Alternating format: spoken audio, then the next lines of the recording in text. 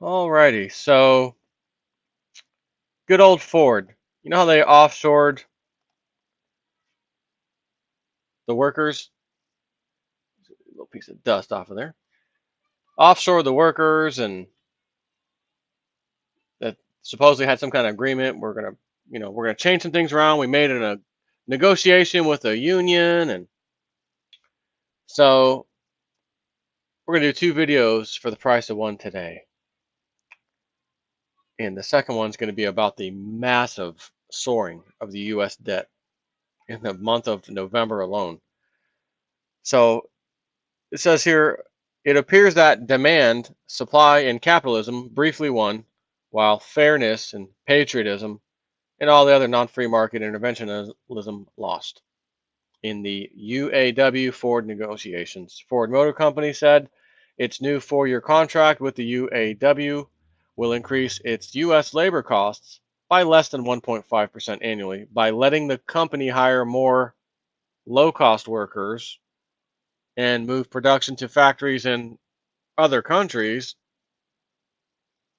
The agreement, ratified by 51.3% of Ford production workers, allows the contract allows Ford to hire an unlimited number of entry-level workers who will start at a lower wage than veterans, after a previous limit of 20% of its workforce as new hires. In addition, Ford said it will be able to use more temporary workers who also are paid less. The agreement gives the automaker the flexibility to leverage Ford's global manufacturing footprint to improve cost competitiveness, according to the statement.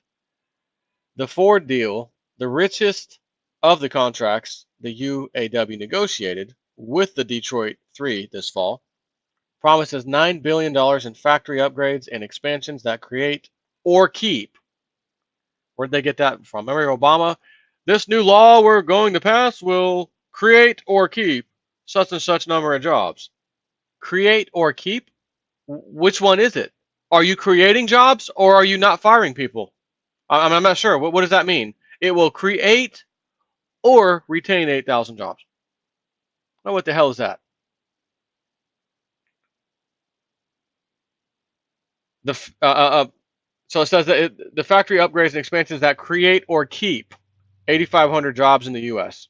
The pact provides across the board raises and $10,000 in bonuses. I like bonuses upon ratification. So the translation is simple. Union workers just agreed in a contract which creates or keeps some jobs. Sounds familiar now, doesn't it? Provides some short-term bonuses, but enables Ford to offshore American production and rotate from high-paid to low-paid jobs. Still, a job is a job, right? Even if it pays drastically less, counts as numbers on the board of government numbers. Jobs, got lots of jobs out there. Yeah, okay.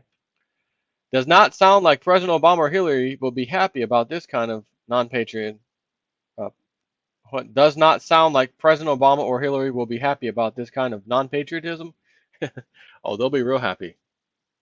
They gonna be real happy. So Ford, with a little, almost like an account, these accounting tricks that they pull these companies, or accounting, legal accounting methods allowed us to pretend that we weren't insolvent, but we were really insolvent. That kind of thing. We created this great pact contract with the local union to save or create 8,500 jobs while we offshore the rest of it for pennies on the dollar to extremely low wages, or workers for low wages. Proud to be an American. Uh, kind of. Not fully anymore. Not real proud. Not when our government lets us. The government can pass a law today. It is now illegal to offshore any jobs, period. You must hire American workers. You are in America. You've enjoyed all the freedoms and the American dream, the American lifestyle. And in order for you to have experienced that, you had to have an American job yourself. Therefore, by today's executive order, such and such, you cannot offshore these jobs anymore. Bring them back to America. Just like that. It'd be done. You could do it in a heartbeat. Nope. Nope. Because the corporate powers demand you find cheap labor. And in other news, U.S. total debt has soared by $674 billion in the month of November. Now, I realize half of that was because of the backlog of piling up debt because they couldn't pass the budget and they couldn't kick the can down the road, the debt ceiling, all that crap. And then they finally got it finalized in early November, whatever it was. Boom, 300 billion hit right away. That leaves another 300 billion plus whatever it was, the exact amount that was just added, not including that stuff, in the month of November. When the U.S. reached a debt ceiling deal in the beginning of November, it was common knowledge that there would be a debt accrual catch-up to make up for lost time when the U.S. was operating under emergency measures to avoid breach of the debt ceiling. And sure enough, when the accurate total debt number was released on November 2nd, this was indeed the case when we learned that the U.S. had added some $339 billion in debt during the emergency measures period. However, what is unclear is how in the remaining 4 weeks of November, the U.S. managed to add another $335 billion in total debt, bringing the total increase for the month of November to a whopping $674 billion and total U.S. debt to a record $18.8 trillion. Also, just to preempt the question, the chart that he shows below, Zero Hedge, shows the change in U.S. debt under President Barack Obama, starting at $10.6 trillion on January 21st when he took over. The debt is now up over 77% under Obama's tenure to $18.8 trillion. At the current pace of growth, it may double by the time Hillary is sworn in as America's next president. And notice how they said, not maybe Trump or it may double by the time Hillary is sworn in as the next president. Why? Because that's what the club wants. The club wants her to be in that office, and so it shall be done. So how in the hell do you add 330? Where did that even come from? You already got the backlog taken care of. Where does 339 more billion dollars come from? How did that get spent? I don't understand it. It makes no sense to J Snip 4. U.S. debt soars by 674 billion in November. You know, I could have swore wasn't Donald Trump recently talking about, he made a deal, got Ford to agree to something to bring some jobs back or something. Maybe this is what he's talking about. However, the fine print is that it will create or keep 8,500 jobs while being able to offshore pretty much an unlimited amount of as they call entry level positions. And all they have to do is change the rules at Ford, what is considered veteran and what is considered entry level, and then just kind of merge the two and then say to where they can just say, well, anything we want is entry level. So you're a veteran and you get paid the big bucks, the old union wages, but your replacement is going to come in and make at least 4 or 5 times less than you, maybe more than that. Could be grossly more than that, 7, 8, 9, 10 times less than you. And he's going to do the same thing that you're doing. So like Disney World, makes you wonder, are they going to start telling the Ford employees, that little bonus, little $10,000 in bonuses we gave you, a little board across the board raise, all that stuff? Listen, we kind of did that because like Disney World, you're going to hire your replacement and we're going to give you another bonus on top of that to stay for the next 3 months and train them. And if you do so, we'll give you a bonus. So we'll pay you the whole time, your wages now, plus a bonus amount after the 90 days is up. Now, I'm not saying they're doing that. That's not what this article was about. But if Disney World did it, and this one did it, and that one did it, and this one over here did it, makes one wonder now, doesn't it?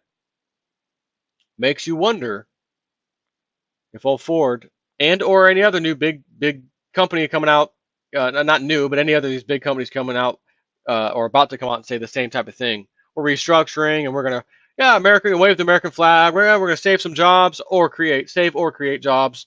And while they're waving that flag, they're pushing a bunch of cheap labor under the rug behind you. You can't see it.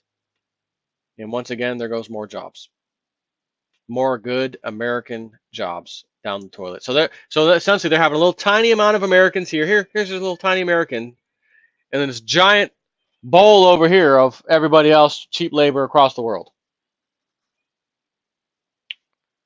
Um, where was that piece at? Yeah, letting the company hire new low-cost workers and moving production to factories in other countries. So what part of moving factories to other countries and we're keeping or creating 8,500 American jobs doesn't fit? Oh, I don't know. The whole thing does not fit at all. Unbelievable. This is what we've become. This is it. This is what the country. This is what it is. Now, how can the whole country survive? How can a democracy in this country, as is, stand when Americans are going to be losing their jobs, which means they're going to be losing their houses, losing their American lifestyle? The American dream is over. They then become a burden for the rest of the people who happen to have jobs, taxpayers, while simultaneously government realizing, boy, that pool we used to tap from for tax money getting kind of slim. We need the new Obamacare type rotten system that will trick people into, like Nancy Pelosi said, we'll pass it first, and then it'll be a surprise, and then you can see what was in it. Like it was a little birthday present for my wife, a little Christmas present for the wife. She needs a new stereo in the car because the damn knob, you turn it right to turn the volume up, and it actually goes down sometimes. A piece of junk I bought a while back that just has not worked out very well. So old Jason 4 is going to put that. All right, so you want to know what's inside? Here, let me cover it. I'll cover it, and then when I open it and install it, then you get to see what's inside. Now, naturally, if that was your car and you got this, you'd be, oh, cool. Good job, Jason. Man, I appreciate that present. You know, not knowing what it was. But if you got in your car and there's a big stinking, steaming pile of crap where your radio used to be, how would you feel then? You feel like, oh, you did this on purpose. That's why you didn't want to tell me up front. Oh, okay, I get it now. So you could come in, I give you permission to get in my car and crap where the radio was. Right? It's I don't see how this can turn around. If Donald Trump is not elected, I'm going to say it now, which again, their club's not going to want him in the office, so they'll find some way to get rid of him or change the rules, or maybe the electoral college won't vote the way they're supposed to and switch teams and make Hillary the winner. Who knows? But it's a shame. Take care.